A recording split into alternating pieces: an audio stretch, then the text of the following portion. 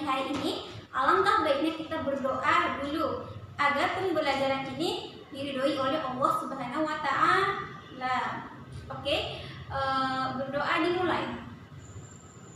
Berdoa selesai. Oke, Ibu absen dulu ya. Arni Sofia, Ega Sandra, Diana Rosita.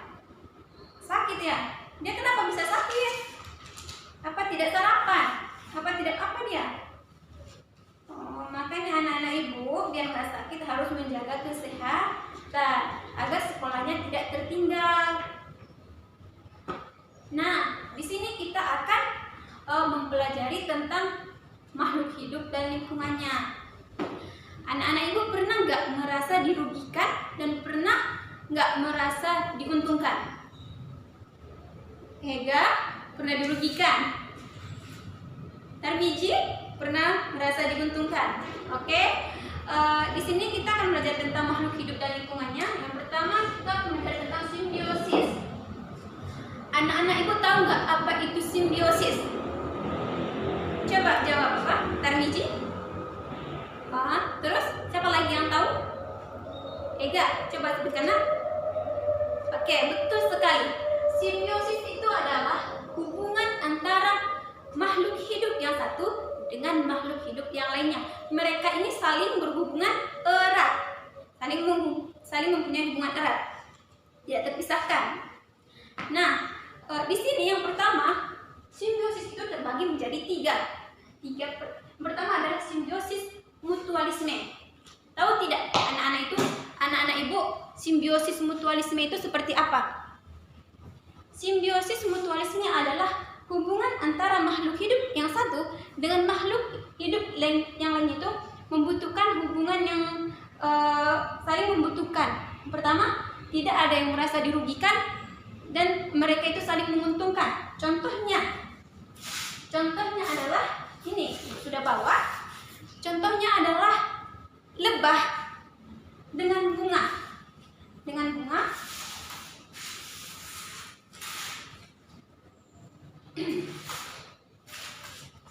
Contohnya adalah lebah dengan bunga, di mana lebah ini terbang dan hinggap di dekat bunga, dan si lebah ini menghisap sari-sari yang ada di dalam bunga tersebut. Nah, dan kemudian lebah ini akan menghasilkan madu. Dan dia merasa diuntungkan. Kemudian si bunga ini juga merasa diuntungkan. Kenapa? Karena si lebah tadi sudah mengambil sari-sari dari si bunga, dan bunga ini akan tumbuh subur. Dia akan dapat menghasilkan buah dengan biji. Menghasilkan apa? Menghasilkan buah dan biji. Mereka ini saling menguntungkan satu sama lainnya. Si bunga tidak merasa dirugikan dan malahan dia merasa diuntungkan. Dan ini juga si lebah juga tidak merasa dirugikan dan dia merasa diuntungkan. Inilah yang dinamakan dengan simbiosis mutualisme. Hubungan yang sangat erat, yaitu saling menguntungkan satu sama lain. Terus yang kedua, simbiosis parasitisme. Simbiosis parasitisme adalah hubungan antara dua makhluk hidup yang merasa dirugikan dan merasa diuntungkan. Contohnya adalah dia merasa dirugikan dan dia merasa diuntungkan. Contohnya adalah tumbuhan rambutan dengan benalu.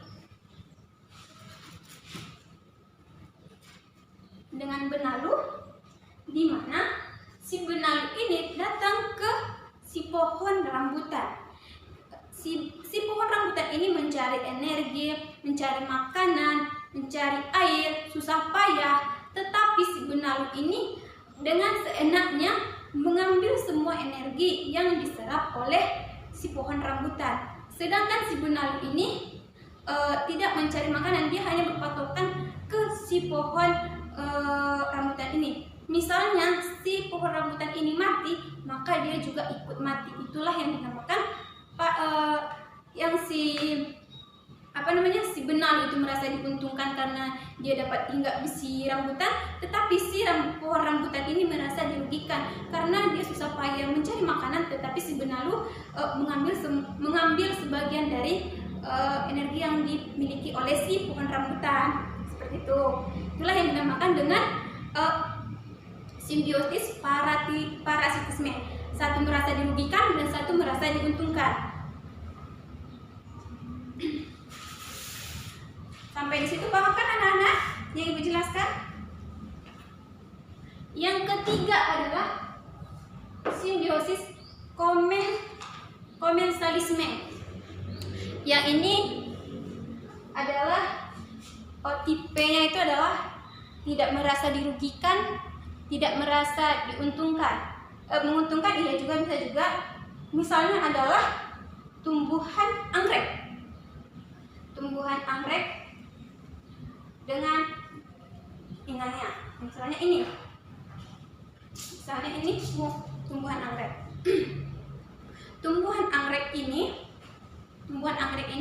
dia hinggap ke sebuah pohon dan dia itu tidak merugikan si pohon yang hinggapnya karena dia dapat mengolah makanan sendiri dengan bantuan sinar matahari. Dan si pohon ini pun tidak merasa dirugikan karena si anggrek tidak mengambil sedikit pun tentang energi si pohon ini karena si anggrek bisa mencari makan sendiri.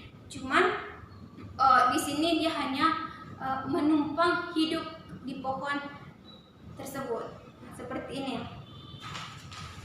Sampai di sini paham anak-anak tentang materi yang Ibu jelaskan? Oke, bagi siapa yang tidak paham, coba maju ke depan. Ya, majulah ke depan. Apa yang tadi tidak dimengerti? Oh, ini simbiosis mutualisme itu, nah seperti ini. Coba anak ibu lihat. Ini adalah bunga. Ini adalah lebah. Jadi lebah ini datang ke si bunga untuk mencari makanan. Dia mengambil sari bunga dan dia menghasilkan madu. Nah, si bunga ini akan merasa ini adalah dipupukin, dia menjadi subur besar, dia akan bisa menghasilkan biji dan bunga. Oke, udah paham? Udah. Siapa lagi yang belum paham? Udah maju ke depan. Contoh lainnya, ya misalnya adalah ini ayam, ada kuda, ada burung dan lain-lain. Ini adalah hewan ayam. Dia itu akan memakan daun yang ada di sekelilingnya atau makan makanan sekelilingnya. Nah, dia itu diuntungkan. Ini adalah simbiosis mutualisme saling menguntungkan, di mana dia memakan tumbuhan dan dia akan mengeluarkan zat organik dan akan tumbuh besar. Nah, seperti itu. Paham? Oke. Sudah paham dengan penjelasan Ibu? Anak-anak semua udah paham kan penjelasan Ibu? Oke, kalau sudah paham, Ibu akan berikan tugas. Berikan tugas ya.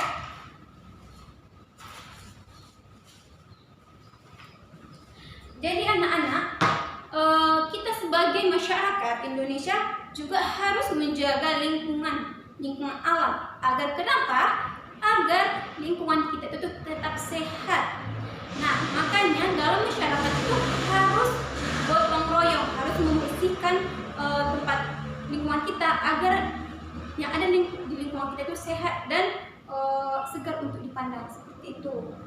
Jadi sebagai masyarakat yang baik, kita harus gotong royong membersihkan desa kita atau melindungi yang ada di sekeliling kita. Seperti itu. Jadi sebagai masyarakat yang baik, kita harus menjaga lingkungan.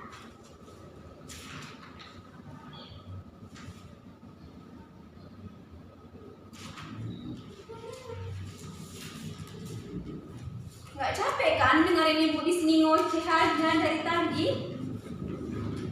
Intinya di sini kita belajar untuk mendapatkan ilmu.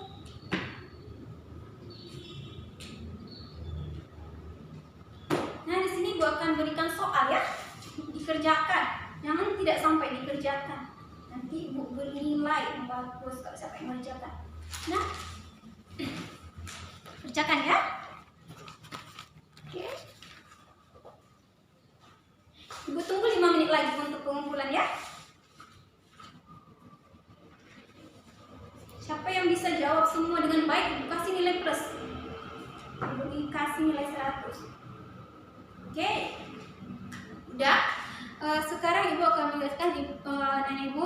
Nanti ini kan pelajaran kita sudah mau berakhir. Jadi harapan Ibu, anak-anak Ibu dapat mengaplikasikannya dalam kehidupan masyarakat.